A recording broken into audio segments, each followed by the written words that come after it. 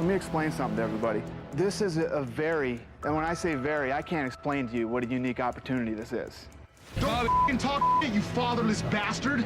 Just shut your f***ing mouth. That's not cool, dude. Come on, man. Chris, come on. I want him. Chris, come on, guys. Come on, dude. Get the... Live for the first time on cable television. It's gotta be the craziest war I think I've ever seen. Conceive, believe, achieve. Shut the fuck up.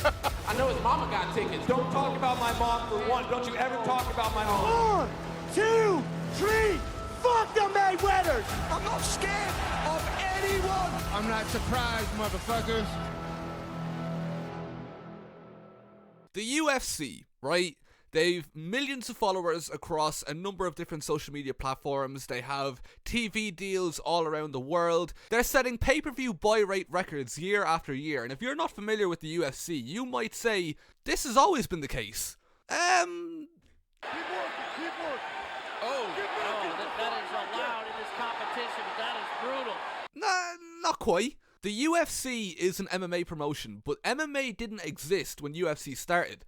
So the UFC didn't really know what it was. The lack of rules, identity and structure basically made it the closest you could possibly get to no-holds-barred fighting without anyone dropping dead in the octagon. Senator John McCain eventually watched the UFC and actually, he hated it. He absolutely hated it. He referred to it as human cockfighting and wrote to all 50 US states trying to ban it. 36 states agreed that it was illegal, and with the UFC now illegal in most of America, the owners ended up selling it to the Fertitta brothers alongside their friend Dana White. But despite new ownership, by 2005 they were $34 million in debt. The UFC were faced with the very real prospect of folding. They needed something new, something drastic, something different to save it from its downfall. They needed... Take care of your underwears. I'm gonna you, man. The Ultimate Fighter, a reality show where 16 fighters compete to get a UFC contract and one fighter gets kicked off the show each week. Literally. The show was a massive success, 2.6 million people tuned in to watch the finale, and it changed the trajectory of the UFC forever. But why was it such a big success? There's a variety of reasons. Firstly, was how they targeted their chosen demographic. It aired on free TV. This meant that anyone flicking through the channels could stumble across it and watch it, instead of specifically going out of their way to pay $30 for the pay-per-view. Secondly, it aired on Spike TV. If you don't know what Spike TV was, it was basically the lads channel. They had the 18 to 34 male demographic nailed down. The show aired on Monday nights directly after WWE Raw, and ultimately the decision to broadcast on this channel at this time turned out to be one of the key factors behind the success of the show. But it wasn't the only one. Developing emotional connections. The Ultimate Fighter's key purpose was to educate potential new fans about the sport of MMA. They could have done this through documentary, but they chose to do this through reality TV. However, in doing so, they still took elements from documentary when telling their stories. The biggest example of this would be the sit-down interview. The direct address interview shows emotional intimacy, sympathy for the speaker, a sense of their interiority, what John Dovey calls the first-person media effect, a theory that can be linked to immediacy because of the realistic feeling that the audience feels through the interview.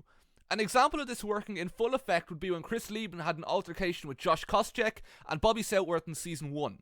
Lieben decided to sleep outside by himself in his sleeping bag. Koscheck and Southworth came out and sprayed him with a hose, and as an emotional, teary Chris Lieben loses his temper and shows how upset he is, a smug Koscheck says in a sit-down interview, I'm an instigator, and I instigated it, and, when you have a few cocktails, of course, you want to see how far you can push somebody to see what they're going to do next. That little dickhead. But that's the point. Whether it makes the viewer angry because they see an arrogant young man bullying Chris Lieben, or they find it funny that someone has caused Chris Lieben to lose his temper and lash out, the viewer now either loves or hates Josh Koscheck. An emotional connection has been established between the viewer and the fighter they're watching. They now have a reason to want to watch these two men fight and see out the conclusion of their story. This formula is something that carried the viewers from week to week and contributed massively to the success of the show. Casting. There's a clip from the start of Season 1 where Dana White addresses his fighters, and he says, We picked who we believe are the best guys in this country right now. We did. And you guys are it. Well, that's a lie. In amongst the Season 1 cast was a man called Jason Tacker. Would you like to know how many fights Jason Tacker has had at this point in his career? 0. None. Not one. In 2005, I had the same MMA record that Jason Tucker had. And I was 6! This man had the same MMA record as a 6-year-old. Even today, 17 years later, he has never won a fight. How can this man be the best in the country when he's clearly not the best, and he's not even in the country?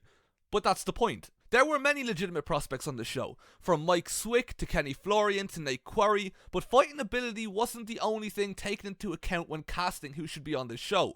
While Chris Lieben, Josh Koscheck and Forrest Griffin were all excellent fighters, they also covered the personality side of the show to ensure that the cast were entertaining as well as talented. Jason Tucker, however, is the most obvious example, with Tucker himself even hearing producers choose him over Jason McDonald, a legitimate MMA prospect, because McDonald had a boring personality. Manufacturing conflict. Another factor behind the success of The Ultimate Fighter was the producer's ability to manufacture conflict. While the show wasn't scripted, like many reality shows, the producers of The Ultimate Fighter used a number of different methods to generate conflict. This included splitting the fighters into teams and having them compete in challenges outside of their usual fights, cutting off their communication to the outside world, and offering them free alcohol to drink in the house whenever they wanted. This resulted in a consistent stream of altercations and incidents that made the viewer want to keep watching. Finally, the payoff. After months of building towards it, the final fight aired on the 9th of April 2005. It featured Forrest Griffin taking on Stefan Bonner, and while this isn't something that can be scripted, the fight ended up being regarded even to this day as arguably the greatest fight to ever take place in the UFC. Both men were evenly matched, both had an exciting style, and both men now had the platform to showcase to new fans what the UFC consists of. And in the end, both men were given contracts despite only one contract being promised to the winner because the fight was that good. The fight was seen by 2.6 million viewers, and it launched the UFC into the mainstream. But does that formula look familiar? The days of The Ultimate Fighter drawing in millions of viewers are long behind us, but today, the UFC are still setting record profits, and in the era of social media, are there similarities between how the UFC promoted itself through The Ultimate Fighter back in 2005 and how they promote themselves now? Identifying target demographics. The UFC were one of the first major sporting organisations to fully embrace social media when they started streaming selected fights for free on Facebook. In the same way that airing on free TV allowed new fans to accidentally encounter The Ultimate Fighter when they were changing through the channels, social media allows new fans to accidentally stumble across the UFC when scrolling through their newsfeed. And in the same way that Spike TV's core demographic matched that of the UFC, the same could also be said about social media. As of June 2017, Facebook has over 2 billion users, 35% of which being men between 18 and 34. Twitter has over 300 million users, 37% are aged between 18 to 29, 25% are aged between 30 and 49. It's the exact demographic that the UFC are targeting. Developing emotional connections.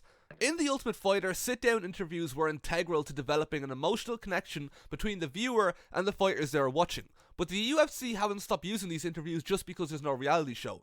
In the build-up to a major event, the UFC produced a vlog series called UFC Embedded. These are a series of videos which give the fans a closer, behind-the-scenes look at the fighters as they prepare for the event. It features interviews which humanize the fighters and allows the viewer to judge them as a person rather than just a fighter. It gives them a reason to root for their success or demise. For example, instead of just rolling out a promising young fighter in his UFC debut and saying, yeah, he's pretty good, they show the fighter talking about their story and the adversity they've had to overcome through life. They then put this out for free on YouTube and social media to attract as many viewers as possible and make them care about the fighter to the point where they might actually buy the pay-per-view to see if that fighter wins or loses. Another unique aspect of the UFC which develops an emotional connection between fans and the fighters is press conferences. However, this also ties in with the next point: manufacturing conflict. In the post-Ultimate Fighter era, the UFC still manages to find ways to manufacture conflict out of nothing. Two really common methods are face-offs and post-fight interviews. Face-offs generally take place at the weigh-ins. The two fighters stand head-to-head while the media take pictures. There really is no need for this serious dramatic stare down. They could instead just give each other pizza or exchange t-shirts with each other's faces on them or beat up a piñata instead. Well, actually, Sean O'Connell did all those things. He was a pretty weird guy. But the point is that they get fighters to stare each other down. If words are exchanged or things get physical, it gets posted all over social media and generates a buzz before the fight. Post-fight interviews are the same. They don't need to happen. The fight is over, there's press conferences afterwards anyways, but when the adrenaline is flowing, they may end up saying something like, Anderson Silva, you absolutely suck. Which again, gets put on social media for as many people to see as possible to get them emotionally invested, either because they now want to see the fighter get smashed, or because they want to see the other fighter respond to the call out. Press conferences, however, this is the UFC's primary method of manufacturing conflict and getting the audience emotionally invested at the same time.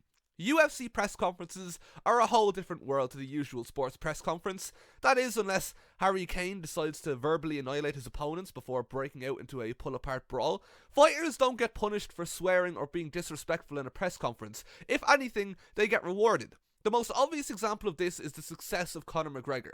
Every press conference for him was as important as the fight. No matter who he fought, he would always make sure to attack them verbally beforehand. Not just because it might get into their heads, but because the viewer watching it would either love him or hate him as a result. This is why, despite Conor McGregor having as many title defenses as Jason Tacker, is still, based on pay-per-view and social media numbers, the biggest star in the history of the sport. Casting. Speaking of Jason Tacker, in The Ultimate Fighter it was evident that fighting ability wasn't the only aspect when taking into account casting the fighters. However, the same could still be said about the UFC today. Sean O'Malley is not a world champion or an elite level fighter, but he does have over 2 million more Instagram followers than a fighter typically has at his level. As a result, he is always booked on the main cards of the biggest shows. When the UFC goes to a different country, the card is usually filled with local fighters from that particular country because it sells more tickets. When Dustin Poirier knocked out Conor McGregor and made himself the next undisputed challenger for the title, all parties agreed to have a rematch instead because it made more money. They even booked CM Punk, a 37-year-old man with zero combat experience, because he was a former WWE champion. As in, where the fights are scripted. He lost in 2 minutes and the UFC made a lot of money. The show had a buy rate of 475,000. That's over 300,000 more than when Demetrius Johnson or Amanda Nunes last main evented a pay-per-view, despite both of those fighters being arguably the greatest of all time in their respective weight class. The payoff in this case is any fight, really. Although the fights were never the issue. The fights were always there, even back when Joe Son was getting uppercuts in the balls. But the challenge isn't just putting on a good show, it's attracting as many new fans to that show as possible. The UFC discovered how to do that back in 2005 with The Ultimate Fighter, and the lessons they learned from that are still applied to this day through social media.